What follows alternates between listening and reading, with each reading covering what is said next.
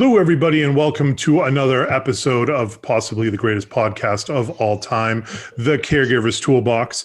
My name is Ryan McAniff. I'm the owner of Minute Women Home Care. I'm also the host of this, and I've got some great guests with me today. I have Mark, I have Ben from Vayyar, and then, of course, I have Bob, who's returning for his third time on the podcast with WellAware Care. Guys, what is going on? How is everything going? Mark, first of all, I'll have you introduce yourself a little bit more, then we'll go to Ben, and then we'll go to Bob. Sure. So I am North American Director of Business Development for Vayyar Home. That's my role. So I'm overseeing business development on this side of the world, based out of North Carolina, even though our offices are over in Israel, where Ben is. Probably a good handoff there, Ben. Great. Hi, good evening to you. Thank you for having us, Ryan. My name's Ben Hirsch. I'm responsible for marketing at Vayyar. Thank you so much. I'm Bob Palatoni, WellAware Care. I'm the president and co-founder. Awesome. So the reason we're here today is because, fundamentally, we all believe in what Vayyar is able to do, especially with their relationship with WellAware Care. Bob, it might make sense right now to explain in a minute or two what WellAware Care is for people that haven't heard your two previous podcasts. I mean, I assume by now you have some groupies out there, but in case nobody's heard you so far, what does WellAware Care do? And then we can go back to Mark and Ben about how Vayyar is instrumental in that and how their technology is working with WellAware Care. Absolutely. So at our core, we're system integrators. And what we do is we look for companies out there that have created industry-changing technology that will revolutionize the industry. And we look to partner with them. And that's what we have found in Vayyar. We take these devices and we utilize them in such a way to gather data, to present to caregivers, to give them the information they need to improve the quality of the care. So our latest venture is with Vayyar. It's a fall detector.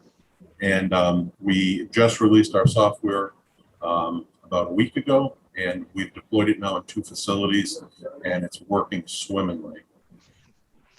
Awesome. Well, congratulations on that. And so, Mark and Ben, how did you, I think, explain what your specific device does, and then maybe it might be good for you to explain how you got together with Bob and the guys out in Littleton, Mass. And I mean, we're hitting different corners of the world here, and it's impressive how we're all able to work together to come to one kind of common focus and common goal. Oh yeah, absolutely. So I'll talk about myself a little bit first, my favorite topic, and then I'll talk about the device. And basically, so about the last decade, I've spent around the senior industry working more in we call the PERS space, or personal emergency response systems. Basically, the buttons people can press to get themselves assistance. And I joined Vayyar back about almost 2 years ago. Just couldn't be more excited about this technology. Basically, what we're talking about is a completely touchless health sensor that can assist a person during an emergency. So actually over my shoulder here, I know very strategically placed, I have one of our Vayyar Home devices.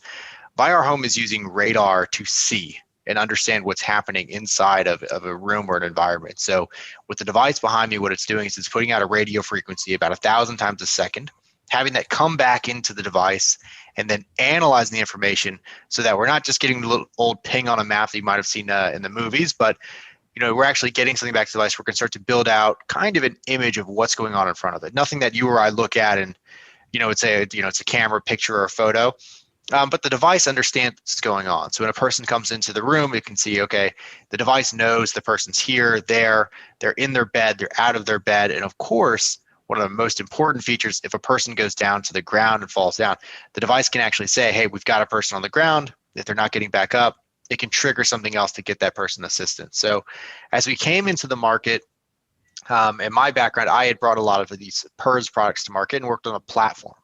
Basically, when I say platform, I mean something that's able to, as Bob mentioned, collect all the information from these different pieces of the puzzle, and then kind of make them all function and flow. Everything from the business side of how do we handle customer support and sales and processing, all through the actual customer side and end user side of when someone hits that button or when the device goes off, how does it actually get assistance to that individual and help them? Now coming to Vayyar, we kind of looked at the market. We said, we've got a fantastic product here. We know that we are a huge piece of the puzzle. When we look at a person at home, for example, we know they don't want to wear the buttons anymore. They don't want to press those, but we know there's other features that can come along. Let's say data analysis, trend analysis, how it can start to stay ahead of those things. So we needed to find the right partners, and we got connected with WellAware Care, and Bob and George, and talking to those guys.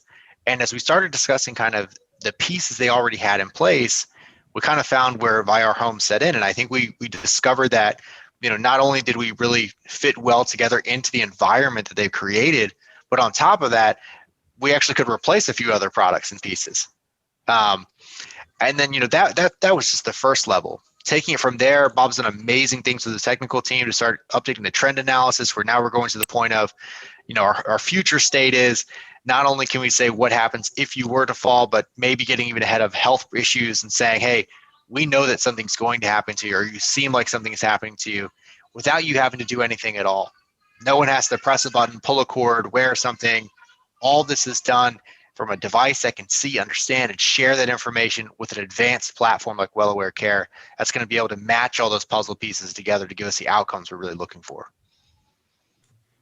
Yeah, I mean, it's pretty incredible. You're talking about predictive technology at that point in time of being able to let families know what could be coming in the next few days, or maybe the next week, or however much of that timeline is involved. So I think it's impressive as can be. Ben, so how did you get involved with Bob, or was that more involved with Mark finding Bob and the WellAware Care guys? So I got involved via Mark, and it's fantastic to have a partner like WellAware Care who understand the market in the same vision that we have, and that vision is really to really save lives. It's not just a piece of technology, although it is a phenomenal piece of technology.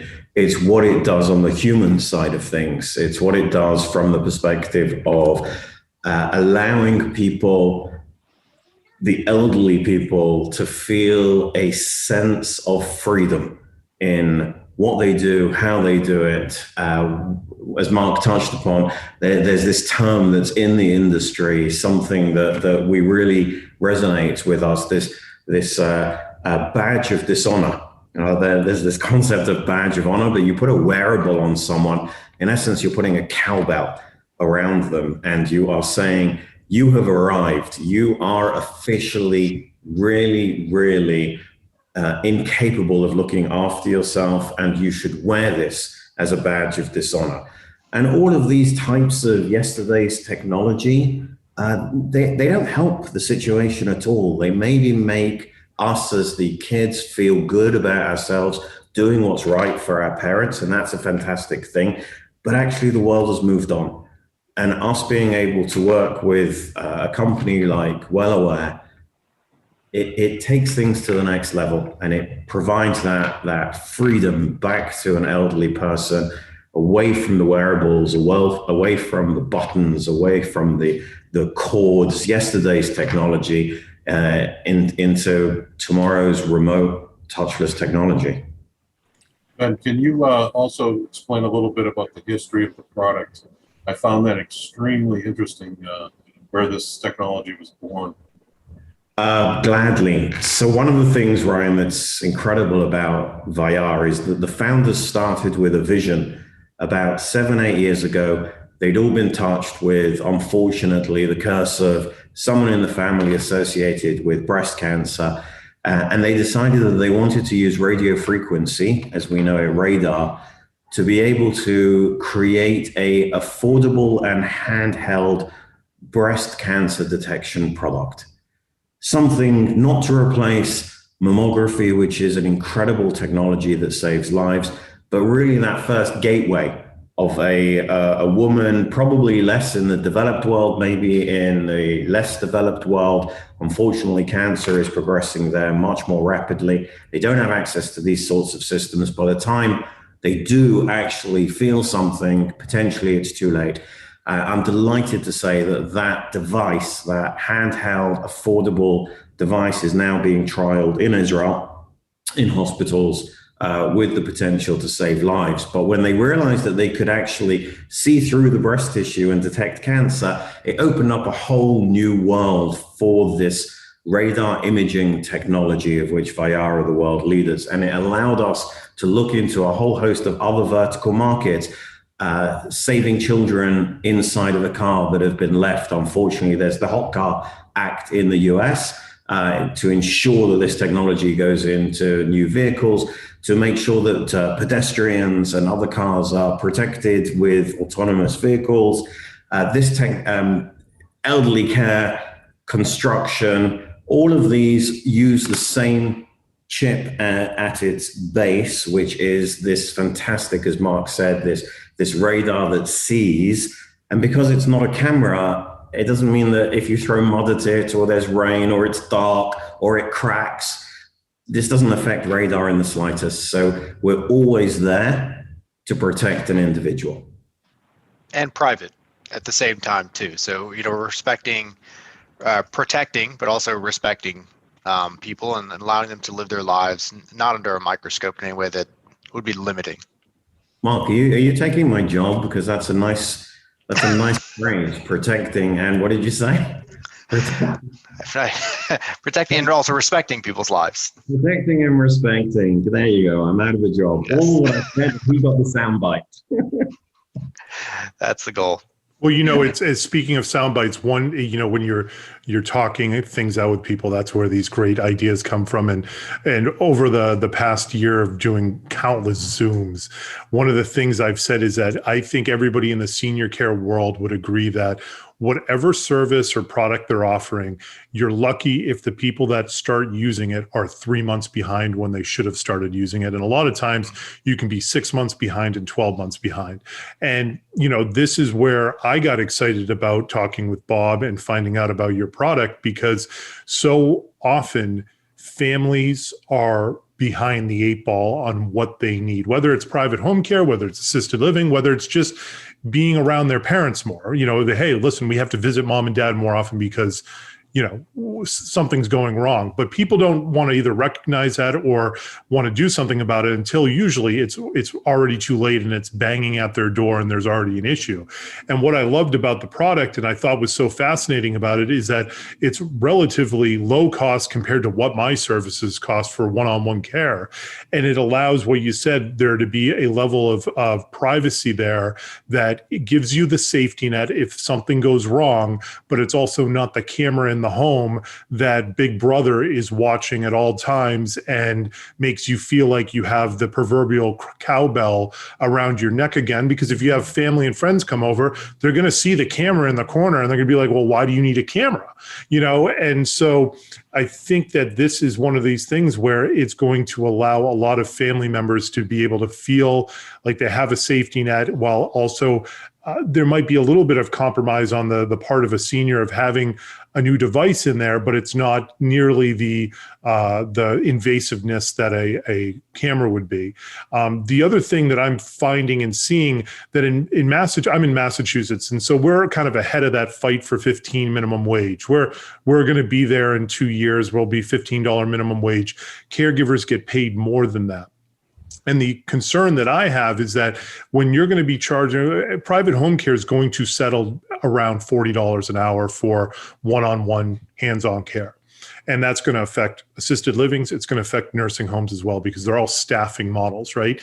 And you're going to have you already have a gap, and you're now going to have a chasm of people that can't afford the amount of care that they need to stay in their home. But if they're going to stay in their home anyways, and I can't provide them one-on-one care, well, what's the next best thing that we can do for those individuals that maybe can't afford that, or at the end of the day will always be against having somebody come in their home? Well, we have a saying in at least our neck of the woods, it's called the right to fail. Somebody has the right to live their lives the way they want to live it, even if that means that there might be negative consequences to that. But at least with what WellAware Care is doing and Vayyar is doing, yeah, mom or dad might fall, and you might have to have that tough reality that, you know what, they have the right to fail, but they also aren't going to be laying on the ground for 6 hours while nobody realizes they fell, because you're going to be getting notified within 60 seconds that a fall event has occurred or an emergency has occurred. And that's where I think that technology and your two technologies are going to come in and fill and help provide some relief in that gap where people can't afford one-on-one care anymore. Yeah, Right. what I would say is a big piece of it. I mean, if PERS products are going on a diet. One of the biggest things are people don't want to do things. I mean, it's one of the hardest things at the end of the day. You just don't want to have to do something. The reason that we create and automate things constantly, even though they're not that difficult, is because we don't want to have to do that. I mean, the remote control for the television is because I don't want to get up to change the channel. But even then, we've improved the remote control to do so many more and different things, and we're adding voice control to the remote control. If you buy the Amazon thing that slides in, and you have the Amazon remote, you can hold down a button, you can talk to your remote. You can also select what you want, but if I can talk to her and just tell it what I want, well, now I don't have to move my fingers as much. I mean, we're at that point in time. When it comes to a senior and you're trying to discuss something and you're having a conversation about, well, is dad going to use this? He's a proud guy. He's been in the military. He's been strong his entire life, and now we're telling him, you've got to wear this button around. It's not so much that he doesn't want to be safe, but it's that he doesn't want to have to do that. Now he has to do something. It's the same challenge no matter who you're working with across the entire age spectrum. If we can put something in place where say, look, can I find a middle ground with you? You don't have to do anything. Just let me put this inside. The device is doing its job, and that's the way it should be. Anything that's there for safety should do it automatically. I grew up as a lifeguard at the pool. No one had to tell me to save somebody if they started drowning. If I fall in my home, I shouldn't have to tell somebody to come and help me. The technology should come and help me, and that's what WellAware Care really brings to the table. I mean, we just did it recently with someone who fell, and it was a horrible story that someone fell down to the ground, but an uplifting one, and that we were able to get that person assistance. They're doing fine now. Yeah. Let me pick up on what Mark was just saying. Ryan, you mentioned the right to fail, but in the same perspective, people do have actually the right to fall as well. Older people, they're going to fall. We can get to a better predictability associated with behaviors around it. But at the end of the day, people are going to fall. It's not necessarily the fall that really is the issue.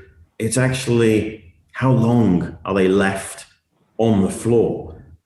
It's whether or not anyone notices. Does an old person fall, and then because they don't want to be found on the floor, they drag themselves up, and that's what we call a hidden fall, which is just as dangerous because they've hurt themselves and there will be a worse fall to come. If the device, which it does, can actually reduce the lie time and identify the hidden fall, that's gold dust. For us as kids, for WellAware as a platform that's actually in the home, this is what it's all about, is actually just making people's lives better and lasting longer. Yeah, and I wanted to add one thing too to point Mark was making earlier. Above and beyond them, out of a convenience of not having to wear a device, a lot of times when they fall and they're panicked, they have to remember they're wearing that device and they push the button. And we just experienced that when my customer fell. She was literally within an arm's reach of the pull cord to call for help, and she completely forgot it was there. And she panicked, and fortunately, because our system doesn't require any wearables, it detected she was in the prone position on the floor, and it called for help automatically, and it got her the help that she needed as fast as possible. Yeah, and I would even say on top of that, Bob, is not just forgetting, but I do private home care. So I would say that 80 to 90% of my clients, there are two common denominators. They're unsteady on their feet and they have memory issues. So, even after a traumatic event, they might not even remember to what the call button is there for. And so Right. they don't know what the pull cord is there for. And so then all of a sudden that just completely defeats the purpose. And, as we know, dementia is not going to slow down because a pandemic's going on or whatever it might be. And families don't know about these memory losses until it can be, much later stages. Almost every single year, we will get calls on Thanksgiving and Christmas, because families got together for the first time in a year. And then they went, oh my God, mom's memory is completely shot. What has been going on for the last year? And it can happen as quickly as 6 months or a year, where you see those noticeable changes. I think it would be worthwhile as maybe, kind of graphic as the fall was. I think it allows you to prove to people who are listening what this can do. So maybe if one of you could share kind of the circumstances that occurred where it sounds like this woman's life was saved by the WellAware Care and Vayyar devices working as they were intended to. Sure. So I'll recap the chain of events. She was a long-term customer of ours with some of our other solutions, and she took a fall and decided that she wanted to move from her house to an assisted living facility. And at that point, she was evaluated and labeled a fall risk. And our software wasn't released at that point, but I talked to my partner and said, I don't want to wait. Let's just take the buyers that we have now and deploy them on their platform and get her the coverage she needs. We did that, and 5 days after we installed it, she fell and she hit her head and injured herself pretty bad. But within a minute, the daughter of this person was notified through text message. She called the assisted living facility. They were in the room within a matter of minutes from the fall. EMS was on site in under 5 minutes, and they got her to the hospital and got her the care she needed. And that, Ben and Mark have said to me in other conversations, that's when you're making a difference in the world. That's the win we're looking for. Yeah, we had an email that went out. Mark actually sent the email company-wide, and the reaction, because this is still new technology, and we got amazing partners like Bob, but it's still new technology, and everyone across the value chain has been working really hard to make this happen. And if you actually save a life, what an amazing feeling. Like, my mom always wanted me to be a doctor. Right? To be able to say, hey, I did it just once, but saving a life, it really is fabulous. It makes us feel great. I know when we discussed it, Mark and Bob together the other day, the smiles, the warmth, it's a bonding experience. It's fabulous. And when we spoke to the lady, the daughter-in-law, wasn't that a beautiful conversation, Bob, Mark? Fantastic. It absolutely was. I actually took the call. She called me. I was on the phone with her. She could converse with her mother through another add-on camera that she had installed herself. And she was talking to me live. And she was very concerned about the safety and the well-being of her mother-in-law. But she kept saying to me, I am so glad that you helped me with this solution. Who knows how long she would have laid there. She could have been there till they came to get her for dinner, which would have been four or more hours. So you're absolutely right, though. Incredible feeling. These stories are going to happen time and again. We have other examples where we had a gentleman at another facility who was starting to pilot, and he had fallen to the ground. And we alerted and said, hey, we had a person that fell, and they came back to, the nurses came back at first and said, no, he didn't fall. We said, we've reviewed things that we're pretty sure he fell according to our device.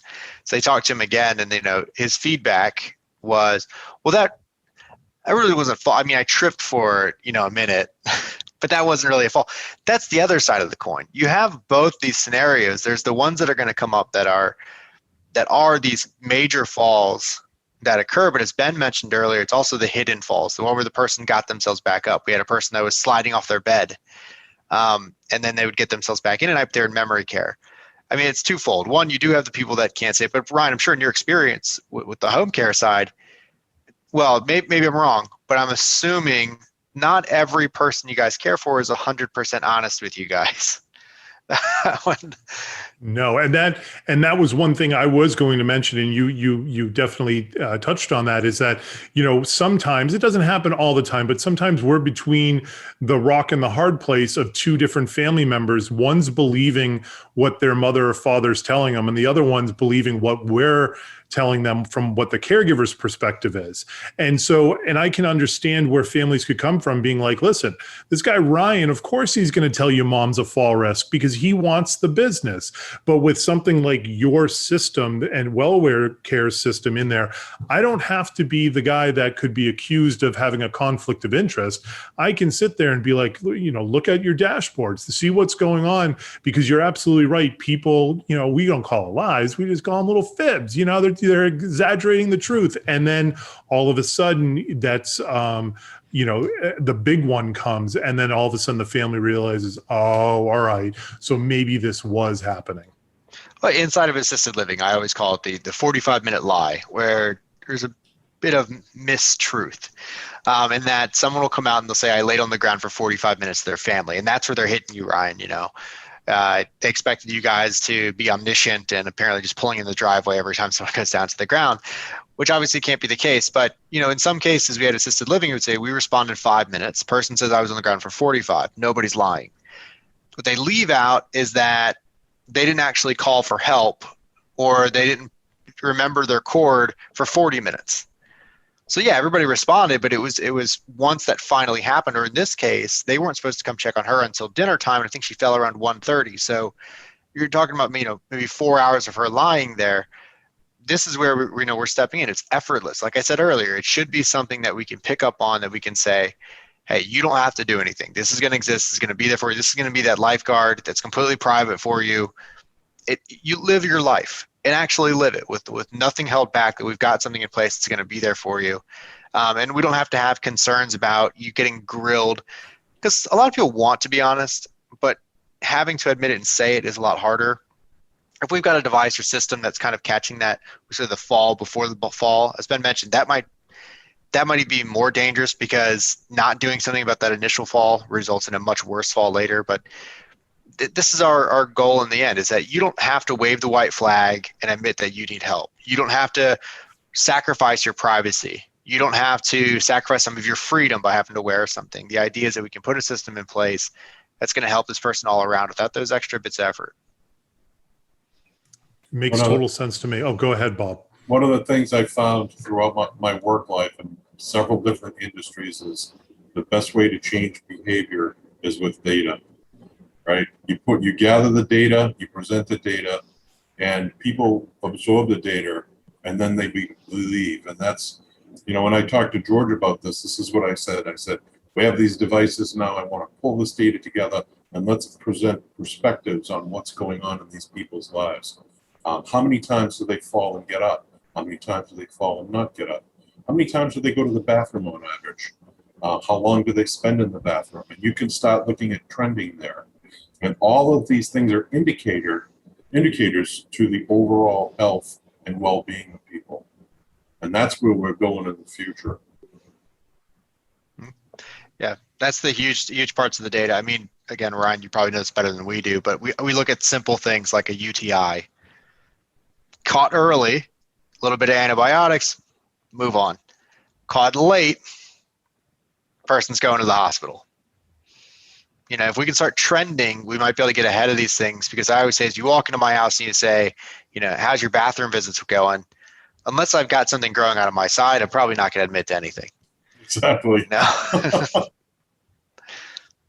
And I think it's also important to to mention kind of the cost of all of this. The cost is, people think of technology, they think of the iPhones or some expensive iMac computer or whatever.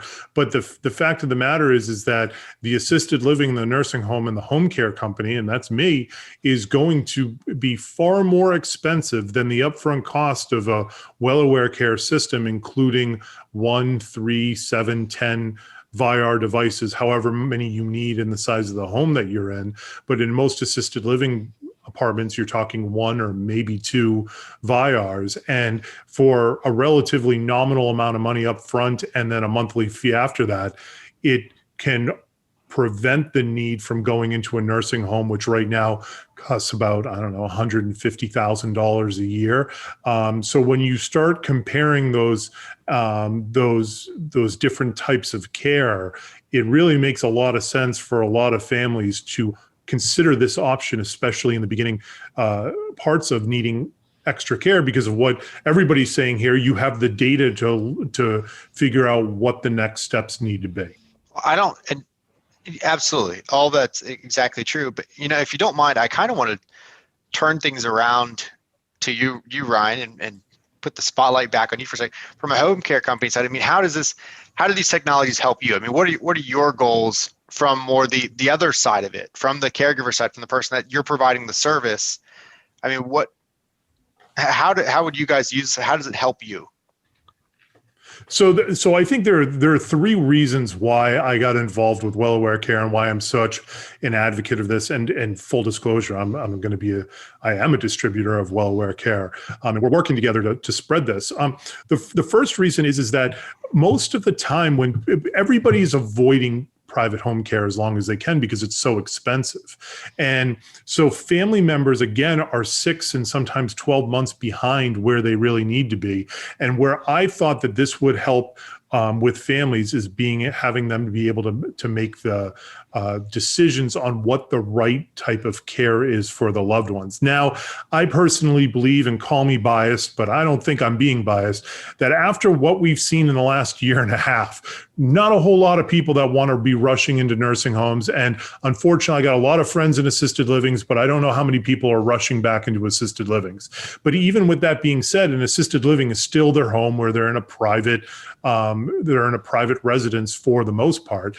And so this allows me to be able to talk to families about what they need to do and if home care is appropriate, rather than 12 months behind where they decide to go, but immediately, and say, hey, listen, you are at a point right now where you need to pick something and go down a certain path. And what path that is up to you. And this is how home care can help you.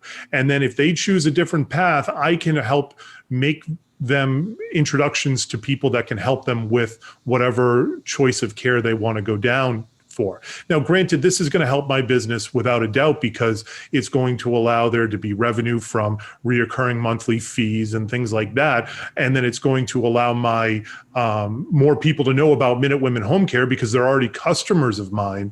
But the reason why Bob and I got together was through a company called a nonprofit called the National Aging in Place Council. And plainly put, that whole council is about giving back to individuals and seniors and adult children so they can make informed decisions. It's the very reason why I have a podcast that is a labor of love. I mean, I don't make any money off of this thing, but it's there for people to find information when they're ready to go looking for information. And I think that's where that kind of synergy for me is really good. For other home care companies, without a doubt, some people are going to look at this as a competition. I've already talked to geriatric care managers who have told me they want nothing to do with this thing because it might replace their services, or, in some crazy way, which is insane to say. It's like, listen, you're going to get more information to be able to give your clients better data on what they should be expecting and what they're going to do. But it takes a long time to turn around a cruise ship. And, it's going to be a lot of repetitive conversations. And I think for every 100 conversations or the ratio, that one example that you just pointed out where somebody's life was saved and they weren't sitting on the floor or in the prone position on the floor for 4 hours is going to offset 100 conversations that I can talk till I'm blue in the face about. So I think there's definitely going to be home care companies that get this, that I think I am one of those companies.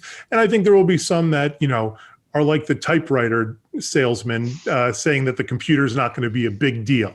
And the fact of the matter is that technology is going to enter this space with senior care. We're very archaic in the way that we provide care to seniors when it comes to non-medical services. It's hands-on care, doing things that have been done for a good portion of the last 20, 30, 40 years. Certainly technology has come into it, but the biggest hurdle to get over it is the clients that we're caring for don't need to interact with the technology. And that was where, when Bob and I sat down and I was like, well, another life alert, and then he started explaining how this is going to work. It's like, yes, that makes sense because you don't have to do anything. It just works. And then seniors don't even need to know. You put it on the ceiling or you put it high up on the wall, and they never have to worry about it again, and they don't even notice it. And to me, that makes a huge difference. Does that answer your question? Absolutely. I think you're spot on. And I think a misconception that I've seen before is that people assume, a home care company, they just want to get as many hours as they can inside my home, and that's what they're always pushing for. Whereas I've actually had the opposite experience talking to a lot of them. They go, look, we know that we will lose customers if they keep having to extend their hours. So we don't want them to do that. So we're trying to find other things for us to be there because they want us to do everything. They want us to prevent the fall, to do all these things that really, in some cases, this person requires, 24-hour care, but we've got a budget for 8 hours a week. And that's a lot. Like you said earlier, if it's $40 an hour and you've got 40 hours, you've only got budget for 40 hours in a week, that's $1,600 right there. If you get to, 24 hours a day, I'm not that good at math, but a lot of money. So, but if we start going down that road, I think that's what people start to miss is from a home care side is, no, we need new technology to support the caregivers that are trying to do all these things and take care of these individuals. And it provides a bit of a balance. You're absolutely right, Mark, that the technology fills the gaps. And it allows you to be in touch and have your finger on the pulse when you can't be there. And Ryan says to me all the time, if you could fast forward 15, 20 years from now, this technology will be commonplace. It has to be, because the reality of what's going on in the world right now is there's just not enough caregivers in the world for the need. The demand is going to far outweigh the need is going to far outweigh the resources. So we have to come up with another way, and the technology is an excellent solution. And Mark, to your point of, and I'll take off the hat of just being an advocate, but I'll put it on the business hat, the capitalist hat. I would argue that to any home care company that's thinking about this, you will be able to increase your hours because of these services. And here's the two reasons why. One, you're going to be able to introduce more customers to your brand through a WellAware Care system that otherwise may never have known about you, because right now home care is a very fragmented industry. There are probably about, I think, 1,200 different home care agencies in Massachusetts, to give you an idea of how many there are to choose from. So it's not like it's been like Walmart or Home Depot where it's been, consolidated. And then secondarily, once you get people on board with WellAware Care, you're also going to be able to show them the data of when these risky times are occurring. And then you're going to be able to say, listen, your mom, right now, when you have these fall issues with home care, it's a little bit of a guessing game of when things are happening. And then you need to bring caregivers in. The caregivers give you a report, and then you kind of go from there. But humans make errors, like it's not a perfect system, but with this situation, you are going to be able to extend, you're going to, one, be able to start services earlier because you're going to be able to pinpoint exactly when somebody is starting to fail and not able to be safe on their own. And then secondarily, if you can pinpoint the time of the day or the night when they're most at risk, then you're going to be able to place caregivers in there to prevent those falls, which means that your client is going to be with you for far longer than if they do a backdoor exit to a hospital and then end up in a nursing home. So yeah, I think for every one client you may lose by introducing this system to it, there's going to be far more clients that you're going to be able to keep around longer. And then of course your pipeline of people who are going to be aware of your home care company, because you're providing a service that nobody else is providing right now. My home care company is very little different to the other home care companies out there. But now that I can say, hey, listen, I have this fall and emergency detection system, well, in my eyes, that's a game changer of why I can talk to discharge planners and hospitals case managers for a totally different reason than saying the same thing that every other competitor of mine is saying. So that's where, from a more capitalistic and business owner side, I would say this is a no-brainer as well for me. It's not going to cause me to lose money. It's going to cause me to get more market share as far as I'm concerned. Yeah, we use the term, Ryan, of when we talk to facilities, we say protect your residents and your bottom line. So there's a real, as you've outlined there, there's a real double perspective here. Like, not only is it obvious that this is fantastic background technology, as we've said, this touchless remote monitoring that will protect your residents, but occupancy is at its lowest rates. Probably, I think, for the last 40 years since the data was actually originated. And if they don't do something to stop the decline of occupancy, that's a real issue for a business. So hospitalizations are what drive the changes in the occupancy rates, because as we know, when someone falls and there's an issue and they go to hospital, I don't want to go on about the statistics, but it's bad news for the resident, it's bad news for the facility when someone unfortunately has to go to hospital. You've got the staff efficiencies, you've got the brand effectiveness. When you put that all together, there's a powerful business model associated with implementing this new technology. Agreed. It's I mean, between you and Ryan, you just have outlined the ROI for why you want to do this. Right. Yep. Let's put this podcast on a Super Bowl commercial or something, and just pile our money into like all our eggs in one basket and drop 5 million. On behalf of Vayyar, Bob, we'd like to thank you for using us as part of your ad when it comes to all these great sports events in the USA. We appreciate that they're not cheap, but on behalf of Vayyar's CEO, Raviv, we'd like to thank you for doing so. Yes, Awesome. thanks for paying for all of those. Yeah. Awesome. Absolutely. Yeah, your marketing budget, not mine. We'll release this podcast in February, right after the Super Bowl, when we see the ad bump. So, but you know, I have in my office a wall, I call it the wall of fame, of just thank you cards and thank you emails that we've gotten over the years. And the beautiful synergy of being able to run a business while helping people is a nice thing. Just like Ben was saying about you get to say that you've saved somebody's life. And so, you have to remember, for those listening, that adult children are extraordinarily stressed out because their parents have made them promise. My dad has made me do this too. Never put me in a nursing home. I don't care what you do. I don't care. And give me all the pills in the world. End it then if you're going to think about sending me into a nursing home. And so if we're able, as 3 separate companies, to be able to help families keep that process, because it weighs on them. It's, think about sending your mom or dad into a facility that they don't want to go to, and they're fighting it tooth and nail. Now, not every situation's like that. And assisted living is a great place to live for the right people that want to live there, but there's some people that don't want that. And And those assisted living residents as well don't want to be going to a nursing home. And so if we're able to let families keep that promise, and the stress that comes away from being able to help their loved ones stay in their home, whether that's residential or an assisted living, is going to be something that you're going to have a wall full of thank you cards for making their lives easier and making their parents' lives a lot happier. Amen. Absolutely. Your chance of success increases dramatically. And that's what results, with that thankfulness and that ability to actually be there. You've got to just put something in place that's actually going to perform the job that needs to be done.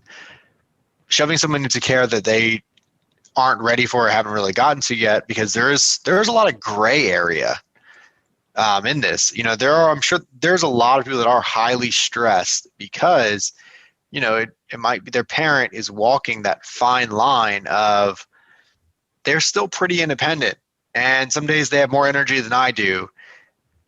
They did fall recently, and the what if factor, what if something happens? And trying to figure that out. Well, you can't afford to have someone there 24 hours a day, but we also can't guess when that fall is going to occur. It's not like everybody falls between 9 a.m. and 5 p.m. So we've got to, as you're walking through that tunnel of, disparity right now, not really knowing what to do, and you're down, it's a really hard place to be. And I think you've got to find the systems, got to find the technologies, find the tools that you need. My father-in-law taught me a while ago, as you're working on different jobs, and I'm kind of just trying to use whatever I have in my shallow toolbox, he'd always come over with the right tool to use. Finding the right tool makes every job a lot easier. Most jobs are very doable if you have the right equipment. So that's what we're trying to provide, is using WellAware Care. I think they provide the right equipment.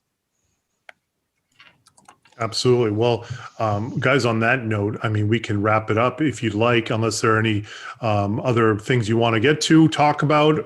But I think people should definitely look at the WellAware Care system. It's powered by Vayyar.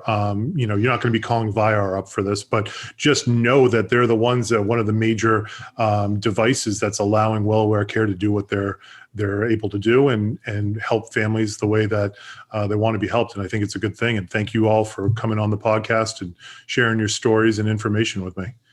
Thanks, Mark.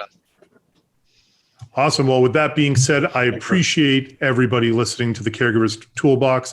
Thanks to Mark, Ben, and Bob for coming on, and we will catch you on the next one. Have a great day.